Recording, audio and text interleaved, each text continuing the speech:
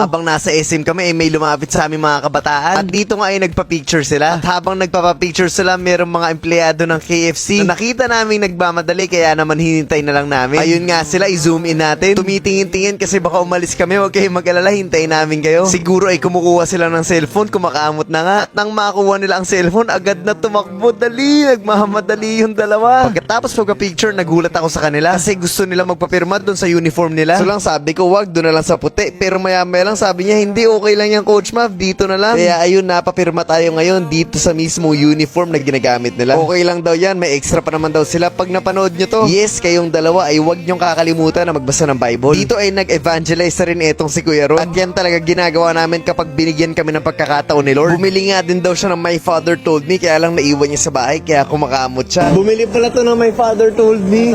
Ay, Shopee kakadating na kahapon. Basta kayo Bible, ha? Opo. Ayun na nga, at sa simpleng ganun lang ay nakapag-evangelize na tayo. Anyway, bago natin ituloy ito, meron muna akong gustong i-share sa inyo. Sabi sa Romans 5 verse 3, we can rejoice too when we run into problems and trials, for we know that they help us develop endurance. Grabe, no? Sabi dito, kapag na kay Lord ka, ay may enjoy mo yung mga problema at saka yung mga pagsubok. Kasi ang makikita mo hindi yung problema, kundi yung pagkakataon na lalong magtiwala sa Panginoon. Ganun ang anak ng Diyos. Nai-enjoy nila yung mga bagay na hindi nai-enjoy ng mga taong nasa mundo. San mo naman nakukuha yung kakayanan na magsaya kahit pangit yung nangyayari? Walang iba kung hindi sa Panginoon. Kasi nga kasama mo siya. Hindi katulad kapag wala kang Panginoon. Konting problema lang, nangangatog ka na. Iba yung kasama mo si Jesus Christ sa lahat ng ginagawa mo. Kaya nga mukha kang baliw sa mata ng tao. Ang dami mo ng problema, nakangiti ka pa rin. Kasi kay Lord ka nakasandal. Hindi sa pangsarili mong pangunawa. At kung maganda or pangit man ang darating, lagi kang nagpapasalamat sa Panginoon. We rejoice because truly, God is faithful in our lives. Mag-iiba yung pananaw mo, mag-iiba yung ugali mo, mag-iiba yung pasensya mo. At lahat ng yun ay magiging posible lang kapag meron tayong tamang relasyon sa Panginoon. Sana po ay malinaw at naiintindihan niyo po ang mensahe ng video na to.